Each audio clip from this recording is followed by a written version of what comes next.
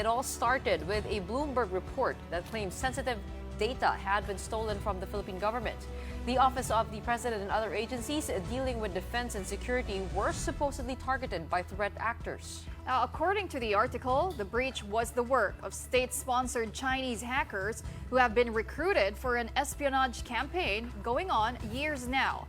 They were allegedly successful in pilfering multiple documents, some of which were linked to the West Philippine Sea dispute. But the Department of Information and Communications Technology was quick to downplay the breach. DICT Secretary Ivan Uy admits that while there are constant attacks on vital Philippine systems, they remain mere attempts. He stresses that the DICT and other concerned institutions have so far been able to detect and counter breaches at their initial stages. Secretary Uy likewise assures that no sensitive information was compromised by any of these hacking attempts. So far, what we have seen is that no current information has been compromised. What we've seen so far are old data from many years ago that are being regurgitated, recycled, just to make an impression that they were successful in doing so. Let's flesh out this story some more with DICT spokesman Aboy Paraiso, who joins us now via Zoom. Welcome to the Big Story, ASEC. Thank you for having me back, Gretchen, Sean, Pauline. It's good to be back. No, Happy New Year! Happy New Year! Happy New Year! New Year, new problem. Well, ASEC, New Year, old problem. Oo nga pala. Well, according to this Bloomberg report, military data had been stolen by state-sponsored hackers from China. They are actually called Advanced Persistent Threat Groups, or APT, to be exact. Can you confirm that this actually happened, that this had been stolen from the executive branch from 2023 to 2024? Well, if you can remember, as early as January of 2024, we've been very transparent with our countrymen and our citizenry that we experience several attempts. In fact, in any given day, it's around 100,000 to 1 million attempts per day. But so far, given this report, we looked at our systems, we tried to verify from our intel sources, and so far, as earlier stated by Secretary Ivan Uy, there are no evidence to substantiate that there are any sensitive data or military data that was gotten from our systems.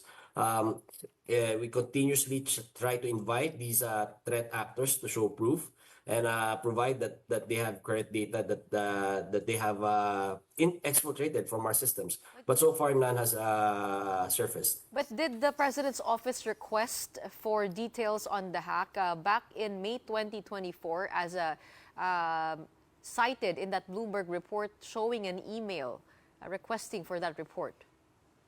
No.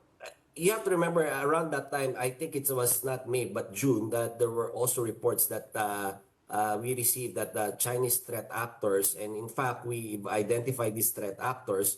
We located their IP addresses, and we identified their methodology, their procedures, and narrowed it down to several Chinese citizens and threat actors that have the same MO.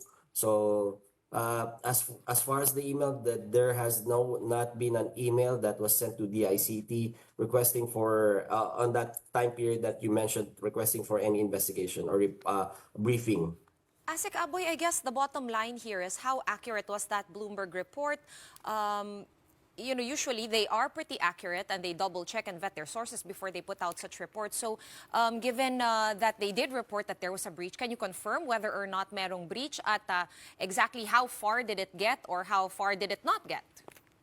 Well, as far as the ICT and the government is concerned, we can only rely on our sources. So we checked our systems. We also checked our sources when it comes to several the forums in the dark web. Kasi usually naman, you have to remember, Sean, pag sila nakapag-penetrate or nakapag-exfiltrate ng data, immediately pinopublish nila yan doon sa mga forums natin eh. So we get an idea of whether there was true hack. And as far as the ICT is concerned, we have always been transparent. Pag may hacking naman talaga na nangyari, it's good for us na masabi na nagkaroon ng hacking for us and that particular agency na para ma-improve yung systems nila. So sa madaling salita, ang nangyari ba ay may nag-attempt mag-hack pero wala silang nakuha and therefore walang na-upload sa dark web? Yes, we can say that there's no evidence. May nag-attempt, yeah. On a daily basis, marami nag-attempt. Kung may nakuha sila data, wala pa nagsusurface. At kung may nagsurface man, ito yung binabanggit ni Secretary Ivan Uy na mga lumang data na nakuha nila from previous administrations pa. Well, ASEC, based on your investigation, how sure is the DICT that these hackers are actually Chinese and that they're also state-sponsored, as indicated in that Bloomberg report? Well, we wouldn't go as far as saying they're state-sponsored. But based on the consistent documented techniques, their MOs, their procedures, we can narrow it down to Chinese threat actors, Chinese threat actors. In fact, we can name them at yung 41 and I think it's APT21. But again, we cannot go far as to say they are state-sponsored. Pero I guess the other question is, bakit naman ipapublish kung sakasakaling state-sponsored itong mga hacker na ito? Isn't the goal to get information from us? Why would they publish that? I mean, is it a possibility that these hackers are actually state-sponsored and that they're keeping the information that they're getting from our websites? And what kind of military data could have been gotten if there is a chance that that report is true? Well, given your theory, Gretchen, we will not discount that possibility. But as far as our investigation has gone, wala kami nakitang any breach sa systems ng particularly the agencies that were named in that Bloomberg report, the Office of the President and our military institutions. At kung halimbawa hindi pa naman nila pinapublish, we can only speculate on the various reasons why they did not publish that. One particular reason that we're looking at is wala talaga nakuha data. Okay. ASEC Aboy, since you mentioned nga no, na mga medyo almost 1 year na yung tong non-stop and heightened attacks by threat actors and ATPs, ano na ba yung headways na na-achieve ng DICT in terms of trying to protect? We understand the structure is magko-consult sila sa inyo pero hindi sa inyo talaga in charge yung security no per agency. But as it is, how are the agencies doing no in keeping up their security systems, at least in the online space? Well, as far as headway goes, the DICT in particular is procuring several systems that would para magbi-build ng firewall around the country that would provide an initial layer for the threat actors and several attempts to hack our systems. As far as several the government agencies na nagpo-procure ng mga systems sila, to be fair naman sa kanila, nagsasabit na sila ng mga ISSP nila or immediate immediate systems procurement nila sa DICT to be approved. Yun nga lang, like you said, after namin ma-approve, kasi kailangan nila yan para ma-releasean ng budget eh. After sila ma-releasean ng budget, we have no oversight over their whether they procured what they submitted to DICT or they went another way. Diba? Hindi na natin alam yun eh. So that's why we're working with our legislators for the passage of the Cybersecurity Act. ASEC, how many of our agencies have the old system or what you call the legacy system? Let's move away from that Bloomberg report to what Secretary Ivan Uy said in his press con na meron tayong vulnerability dito sa old system. No? So sa mga ahensya po natin, lahat po ba yan nandun pa rin? Gaano karami na yung nag-update to a new system? Do we have a model agency to look out after if we were to say that sila ang pinaka-advanced in terms of cybersecurity? To answer your last question first, is I think yung mga financial institutions natin, yung BSP natin has the most advanced because they are, again, financial institutions. Hindi lang yung government or yung mga global standards for government agencies na sinusunod nila but for financial institutions as well. So I think they're the model agencies, but they have another layer of requirement kasi na sinusunod nila eh. As far as yung mga line agencies ho natin, to be fair ho, karamihan naman sa national government natin, particularly the departments are making headways into procuring and veering away from the legacy systems in procuring to updated systems natin. Ang nagiging problema ho natin yung mga attached agencies, yung mga medyo maliliit ho yung budget na hindi kinakaya na makapag-upgrade na systems at lalong-lalo na ho yung mga LGUs natin. Pero karamihan po ay nandito pa rin sa legacy system. Nasa proseso pa lang ng pag-upgrade. Tama po ba? Pagdating ho sa mga LGUs ho at saka do sa mga agencies, mga ahensya, yung mga attached agencies na maliliit lang ho yung budget. Asek Aboy, balikan natin itong sinasabi mong national firewall. Can you tell us more about whether that will protect not only government agencies and institutions but also the private sector? Like, kumbaga para siyang the whole country is protected. And is there a timeline for this? And given kasi na recently, no, pinag-uusapan natin budget issues, meron ba tayong budget para ma-secure at least that?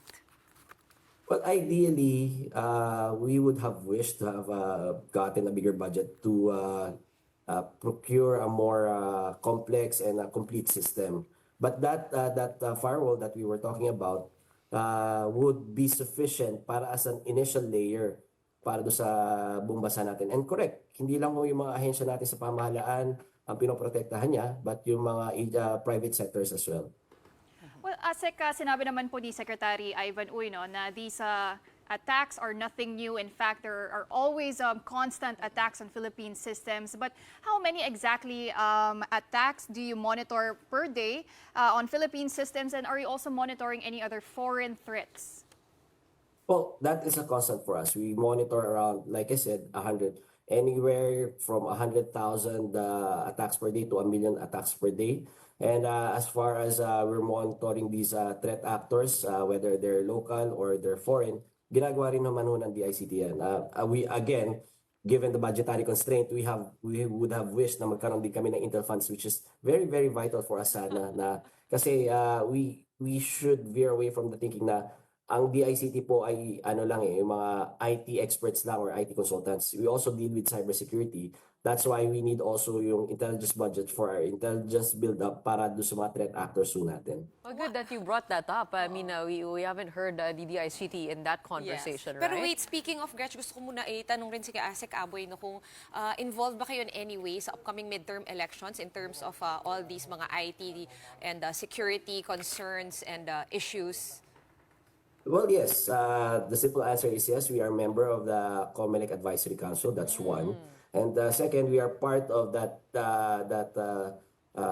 team or that task force that would also monitor yung paglalabas ho ng mga fake news, yung mga deepfakes, pagdating ho sa upcoming elections. In fact, given the recent meeting we had last December, I think the DICT would be spearheading that campaign po. Pero dito po sa actual system used for the elections, which is a Miru system, hindi po kayo nakadikit noon?